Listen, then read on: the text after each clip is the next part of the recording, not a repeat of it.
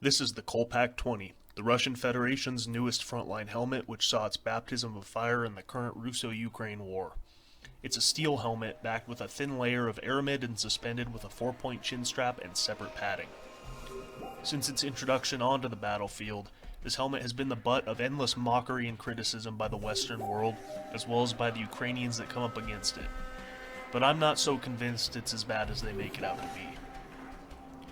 I've seen many claims that this helmet is simply a steel shell disguised with a cover, the intention being to fool the wearer that they've been issued a more modern 6B47 helmet as part of Russia's Ratnik program.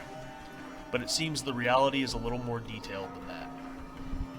Given that Russia's basically fielding anything they can get their hands on at this point, the first time I saw this helmet, I assumed the worst. Let's get the obvious out of the way. This is a steel helmet. Russia is not trying to hide this either. In fact, the state-controlled media has gone as far as to show production of the Kolpak 20. Probably the most interesting thing that this footage shows is that the Russians are using surplus SSH-40 shells from World War II. Beneath the steel, they're augmenting the protection rating by adding either aramid or polyethylene liners.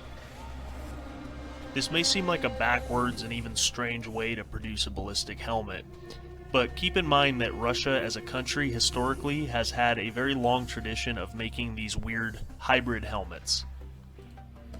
The most similar that comes to mind would be the 6B14, built off of surplus SSH-68 shells, as seen here. As you can see, the idea hasn't really changed, taking a surplus Soviet steel shell, updating it with modern suspension, as well as a Kevlar backer to increase the rating. Official lab footage seems to suggest that this helmet can stop 9x18 Makarov from a Stechkin machine pistol. When looking inside the helmet, there appears to be zero deformation.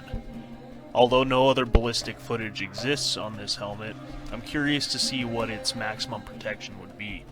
9x18 is not a very high benchmark, but given the strength of SSH-40 shells as well as the older 6B14, I'm inclined to believe that this is a very protective helmet. Perhaps if I manage to import another one into the United States, I'll be able to test it against greater threats. It is my opinion that the westernized style of harness as well as padding makes for a very comfortable and stable helmet. You can wear modern hearing protection under it. Contrary to the design of the 6B47, there is no provision for a night vision bracket. So is this a good helmet? Well, I'd argue it's just kind of okay.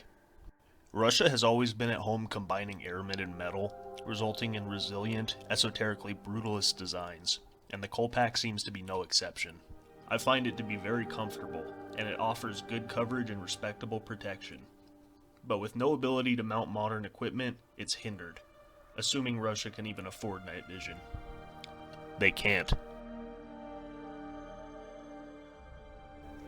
I'd like to thank you for watching this video. These helmets came from my personal collection, and with the war in full effect, it was a stressful endeavor to get one into the US. I'd like to thank my Ukrainian contact for snagging me this example from an active battlefield. If you've enjoyed this presentation, please consider subscribing or even just dropping a comment. I do not monetize any of my videos, and all of the gear you've seen today was purchased with my own money. Until next time, this is Fairfax.